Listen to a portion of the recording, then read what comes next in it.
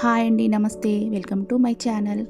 ఈరోజు వింటర్లో ఎంతో ఫ్రెష్గా దొరికే క్యాలీఫ్లవర్ కర్రీ ప్రిపరేషన్ చూద్దామండి. ఈ క్యాలీఫ్లవర్ కర్రీ ఎంతో ఈజీగా ప్రిపేర్ చేసుకోవచ్చు. ఇలా ఒకసారి సింపుల్గా ప్రిపేర్ చేసుకొని చూడండి. ఇది చపాతీలోకైనా రైస్లోకైనా చాలా టేస్టీగా ఉంటుందండి. ముందుగా వీడియో కంప్లీట్గా చూడండి. మీకు నచ్చినట్టయితే ప్లీజ్ సబ్స్క్రైబ్ మై ఛానల్. ముందుగా ఇక్కడ నేను క్యాలీఫ్లవర్ ఒక పెద్ద సైజ్ క్యాలీఫ్లవర్ తీసుకొని ఇలా చిన్న చిన్న ముక్కలుగా కట్ చేసుకున్నానండి. వీటిని వేడి నీళ్ళల్లో బాగా మరిగే నీళ్ళల్లో వేసి కాసేపు అలాగే ఉంచానండి. దీంట్లో పురుగులు ఉంటాయి కాబట్టి ఒకసారి వేడి నీళ్ళలో వేసి తీయండి. తర్వాత ఒక ప్యాన్ పెట్టుకొని దాంట్లో 6 స్పూన్స్ ఆయిల్ వేసుకోండి. ఆయిల్ బాగా హీట్ అయ్యాక దీంట్లో ఆవాలు, జీలకర్ర, ఇక్కడ 2 ఉల్లిపాయలు కట్ చేసి పెట్టుకున్నానండి. ఈ 2 ఉల్లిపాయలు ముక్కల్ని కూడా వేసుకోండి. దీనిలో శనగపప్పు ఎక్కువగా వేసుకుంటే చాలా బాగుంటుందండి. నేను ఇక్కడ శనగపప్పుకు 3-4 స్పూన్స్ శనగపప్పు వేసుకుంటున్నాను. ఇప్పుడు ముందుగా కట్ చేసుకున్న ఆనియన్స్, ఒక 4 పచ్చిమిర్చి ఎక్కువ వేసుకుంటున్నాను. 4 or 5 పచ్చిమిర్చి వేసుకున్నాను. ఇవన్నీ ఆయిల్లో బాగా ఫ్రై అయ్యే వరకు వేయించుకోండి.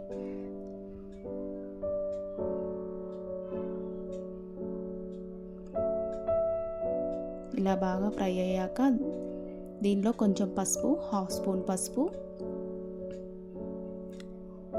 1 స్పూన్ అల్లం వెల్లుల్లి పేస్ట్ వేసి ఆయిల్లో బాగా వేయించుకోండి.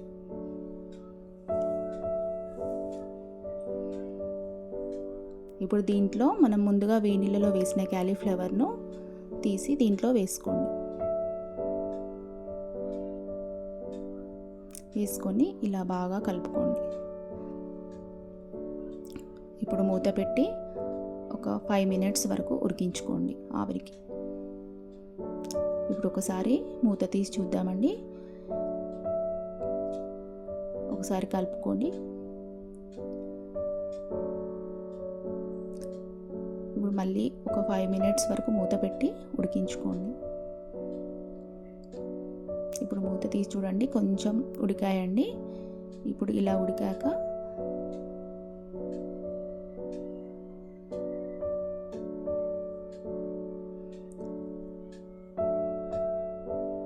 దీనిలో కట్ చేసుకున్న 2 టమాటాలను వేసుకోండి.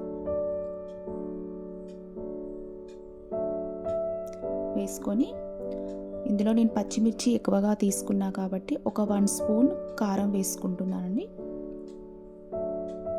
1 స్పూన్ కారం,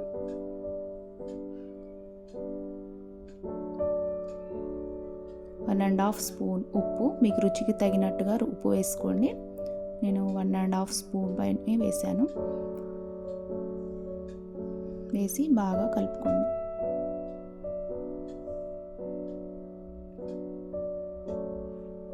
ఇప్పుడు మూత పెట్టి మంటని మీడియం ఫ్లేమ్లో పెట్టుకొని ఒక 10 మినిట్స్ వరకు ఆవిరికి ఉడికించుకోండి. ఇప్పుడు మూత తీసి చూడండి, కూర కొంచెం టమాటాలు ఉడికాయండి. ఇప్పుడు మళ్ళీ మూత పెట్టుకొని 5 మినిట్స్ వరకు ఆవిరికి ఉడికించుకోండి. ఇప్పుడు కర్రీ మొత్తం ప్రిపేర్ అయిపోయినట్టేనండి. దీనిపై కొంచెం కొత్తిమీర చల్లుకొని ఒక బౌల్లో వేసుకోండి. కర్రీ ప్రిపేర్ అయిపోయినట్టే. Thank you for watching.